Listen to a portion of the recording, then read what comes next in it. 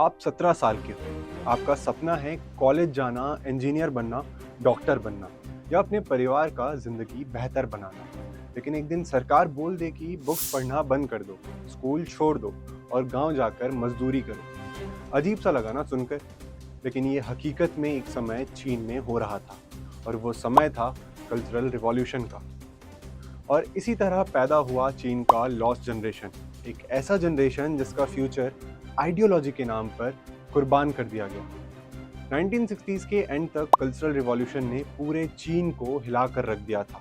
Teachers target बन चुके थे और यूनिवर्सिटीज का भी काम पूरी तरह से हो चुका था। हिंसा हर तरफ फैल चुकी थी, लेकिन माओ और चाइनीज कम्युनिस्ट पार्टी को लगता था कि रिवॉल्यूशन अभी भी अधूरा है। अब टारगेट बने वही यंग लोग जिन्हें कुछ साल पहले सीसीपी ने रिवॉल्यूशन का हीरो बताया था। रेड गार्ड, स्टूडेंट्स और चीन का यूथ, जिन्हें पहले पावर दिया गया था, अब सीसीपी उन्हें ही कंट्रोल करना चाहती थी।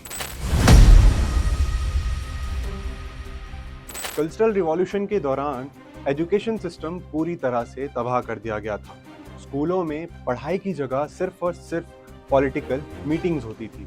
यूनिवर्सिटीज में रिसर्च पूरी तरह से रुक गई थी। एग्जाम्स का इंपॉर्टेंस पूरी तरह खत्म हो गया था।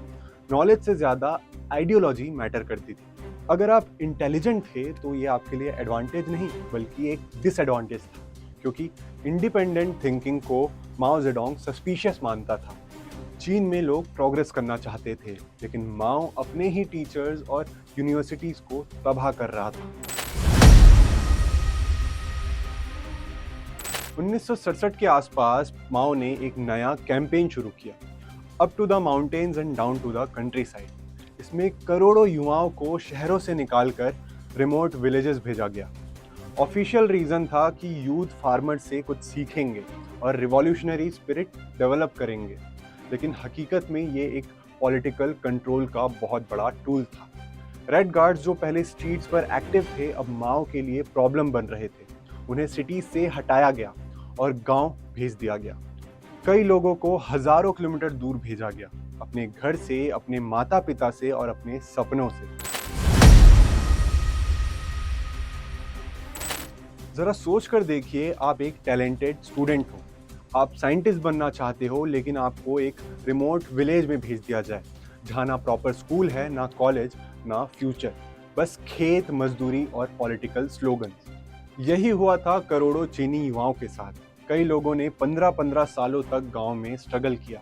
उन लोगों का पूरा करियर खत्म कर दिया गया और जब वो शहर वापस आए तब तक जिंदगी का बहुत बड़ा हिस्सा निकल चुका था। इकोनॉमिक लॉस तो था ही, लेकिन साइकोलॉजिकल डैमेज और भी ज्यादा गहरा था। कई लोगों को महसूस हुआ कि उनके साथ बहुत बड़ा धोखा हुआ है। उन्हें पहले रिवॉल्यूशनरी हीरो बोला गया, फिर उन्हें साइड कर दिया गया। कई लोग डिप्रेशन में चले गए और कई लोग आइडेंटिटी क्राइसिस का शिकार हुए। उन्हें समझ ही नहीं आया कि उनकी जिंदगी का पर्पस क्या था। सीसीपी ने उनसे सैक्रिफाइस मांगा, लेकिन बदले में उन्हें सिर्फ अनसर्टेनिटी मिली और ये ट्रॉमा कई फैमिलीज में दशकों तक रहा। आज इतिहासकार अक्सर इस ग्रुप को लॉस्ट जनरेशन कहते हैं, क्योंकि इनके सबसे प्रोडक्टिव साल पॉलिटिकल एक्सपेरिमेंट्स में वेस्ट हो गए। एक जनरेशन जो डॉक्टर्स, इंजीनियर्स, रिसर्चर्स और एंटरप्रेन्योर्स बन सकती थी, वो आइडियोलॉजी के नाम पर रोक दी गई।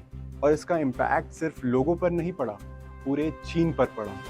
एजुकेशन डिस्टर्ब होने की वजह से पूरे इकोनॉमी ने सफ़र किया, इनोवेशन ने सफ़र किया और नेशनल प्रोग्रेस की तो बात ही छोड़ दी। 1970s तक सिचुएशन इतना सीरियस हो गया था कि सीसीपी के अंदर भी इश्यूज उभरने लगे।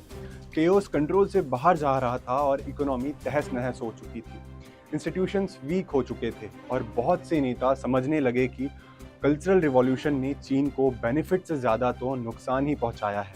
लेकिन यहाँ प्रॉब्लम ये थी कि माओ अब भी पावर में था, और जब एक पर्सनैलिटी कल्ट क्रिएट हो जाए तो गलतियों को ओपनली एक्सेप्ट करना बहुत ज़्यादा मुश्किल हो जाता है। कल्चरल रिवॉल्यूशन का सबसे पेनफुल लेसन ये था कि आइडियोलॉजी जब कॉमन सेंस पर हावी हो जाए तो सबसे पहले यूथ सफ़र करता है।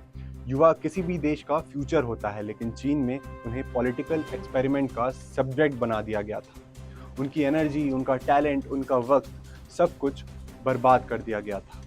और इसीलिए कल्चरल रिवॉल्यूशन सिर्फ एक पॉलिटिकल कैंपेन नहीं थी, ये फ्यूचर के खिलाफ एक बहुत बड़ा क्राइम था। अगले और फाइनल एपिसोड में हम देखेंगे कल्चरल रिवॉल्यूशन का अंत कैसे हुआ। इसमें हम बताएंगे माओ के आखिरी साल सीसीपी के अंदर के पावर स्ट्रगल और गैंग ऑफ 4 का डाउनफॉल, और कैसे चीन ने खुद माना कि कल्चरल रिवॉल्यूशन एक विनाशकारी गलती थी।